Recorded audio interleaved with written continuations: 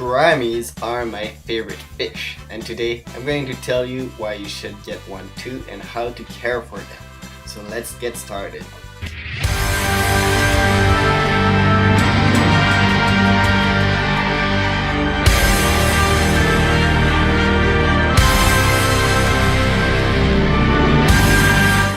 Gouramis have always been one of my favorite fish. So I'm very excited to have got this new little gourami that we've seen in my local fish store tour a month ago. So before I start talking a bit more about gouramis in general, I just want to explain to you all why I finally got Chance. So Chance was in the fish store where there was a lot of other gouramis, such as the giant one that we just saw. Originally I didn't pick him because I thought he was looking odd, you know. He's pretty slim and his fins aren't necessarily the best looking one. So for a gourami, people would say he's an ugly gourami, but really with his white tail and his orange slash even like rusty body, I thought he was awesome. And a few days ago, when I saw that he was still here in the local fish store, I decided to pick him, and he's now a perfect addition to my collection of 4 gourami. So for gourami now, that I've explained a little bit about this guy, let's talk about what are the care for gouramis in general. So for feeding, you're going to want to feed gouramis both protein as well as veggies. So in this clip we see Chance, my new gourami, eating some dry bloodworm. We also see Gimli, my dwarf gourami, eat the protein food. Now, since they are omnivorous, you will also want to feed them a lot of veggies such as cucumber, lettuce, corn. Corn is probably your best choice, as well as green peas. Just squeeze that in the water and they're going to eat that. But yeah, just be sure to give them some type of green food, otherwise they might start to be constipated, and that isn't fun for anyone.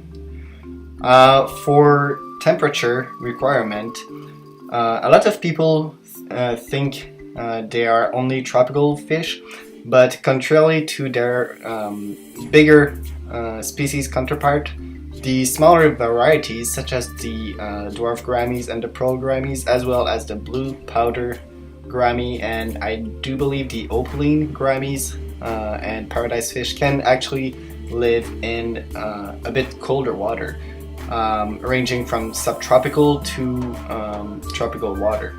So I've tried them in both tropical water and the water with the goldfish, and you know, they are kept in 22-23 Celsius in that water, and they are doing perfectly fine. Now, I have heard that gouramis are a weak fish in the sense that they often die for no particular reason, but in my experience, well, I frankly didn't have any lost since I got the new fishes. So I keep them in hard water, I keep them in alkaline water as well, and pretty much for gouramis, if you want to keep one alone, I would recommend a 10-gallon aquarium. That is obviously for the smaller varieties. Maybe the Ani gourami, since he is so small, could match in a 5-gallon aquarium, but for pearl gouramis and dwarf gourami, a 10 or even better, a 20-gallon would be perfect for a single fish.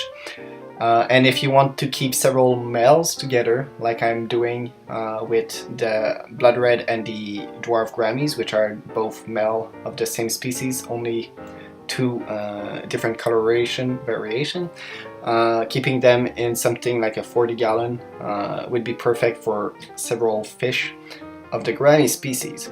and bigger is always better, so having them in my 44 gallon is perfect. For compatibility, I'm going to address that subject in a later video where I'm going to talk about gouramis and goldfish and what to keep with both, because I do think their compatibility resemble each other's. Now, one of the main reasons why I really enjoy gouramis and I would recommend them, and one of the main reasons why I'm going to do a lot of videos about both them and the betta fish, is because of how entertaining they are. Now, contrary to most of my other fish, which are schooling fish, they don't necessarily need to be in group. But if you want to keep them in group, I've seen best behaviors with 4 of them. Gimli, which was my dwarf gourami with the blue and orange, was pretty shy at the beginning, but since I've introduced Chance, he's far less reclusive. He's actually pretty outgoing now. So keeping several gouramis together is better for the pecking order, and overall their coloration and their extremely cool behaviors are what I enjoy about them.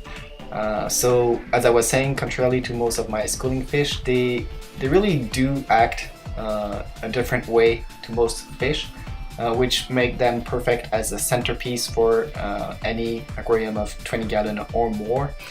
And I definitely love my collection of 4 gouramis, and I actually want to expand a little bit more with other fish such as paradise fish and the powder blue gourami, and maybe the honey gourami as well.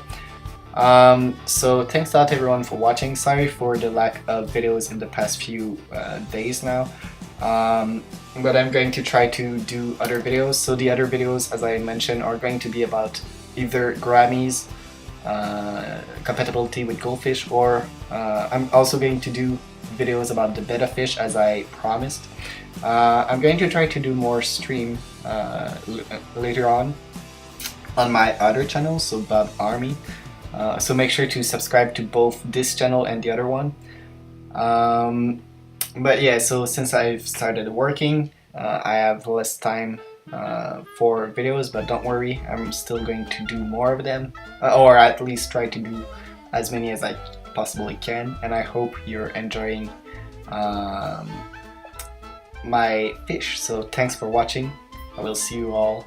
Don't forget to like the video and comment if you know any cool species of gouramis or any tips for me. So bye!